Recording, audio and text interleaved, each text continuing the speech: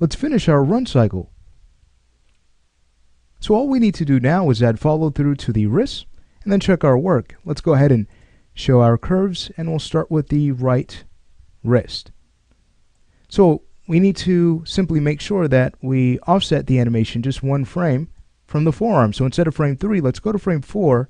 We'll go to our rotate Y. Let's go ahead and bring up the wrist. Great. And now instead of frame 11, we'll go to frame 12 and bring it down. Great. Let's play this back. All right, so we're getting some really nice results. It almost looks like the wrist is brought down a bit too much on frame 12. The wrist should be pretty tight, so we don't want it to flail. And I'd almost like to bring it up a bit more on 4 so that the follow through is more noticeable there. So just adding a bit more exaggeration for something cleaner. That looks much better. Okay, let's say we go in and do some cleanup work in the graph editor. All right, so we'll go to our rotate Y channel. Let's take a look at our infinite curve. We'll go ahead and take our keys on 1 and 15. We'll start to adjust these. And there we have it. So taking a look at the right wrist again, just hitting play, getting some great fluidity here. Should be very pleased with this. Let's go ahead and transfer the values across. So go ahead and show our controls. And on frame 4, we're using a value of about 26. We could always go ahead and copy that. We'll need to transfer this to frame 11. Let's go ahead and paste that. That's going to be negative 26. Great. Go back to the right wrist. On frame 12, we'll go ahead and copy this value of negative 4. This needs to be transferred over to frame 5.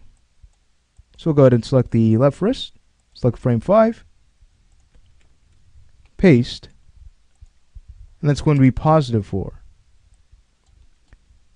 We know from here we can move over to our graph editor, do some cleanup work. We'll grab the keys on 1 and 15. Let's go ahead and adjust our tangency.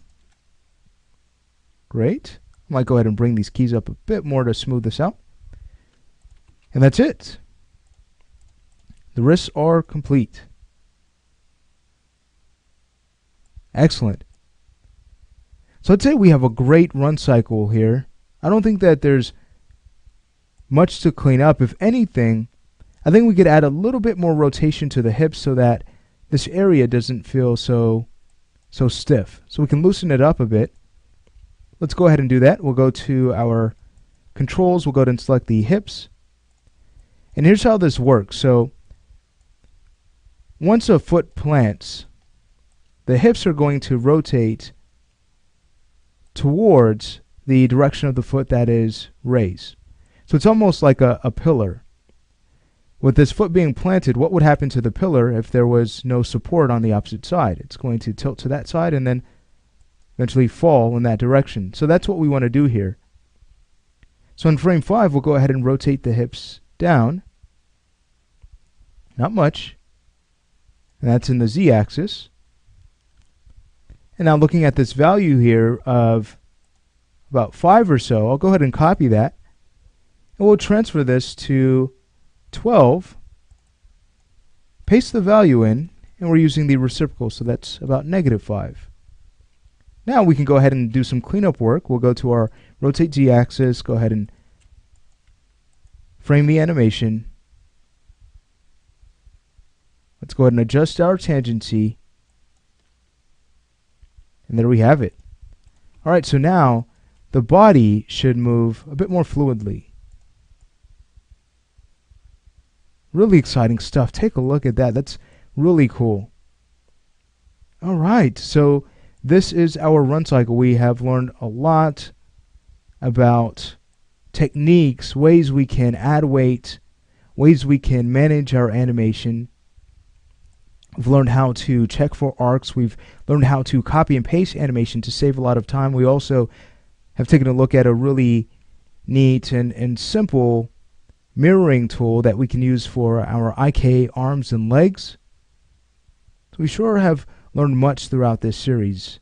I'd like to thank you for watching as we went through this, because again, this was a fun exercise, but it's something that you can apply to every animation, not just cycles. Now, remember, we have one more thing to cover, and that's how to translate the run forward. So let's go ahead and do that in the next lesson.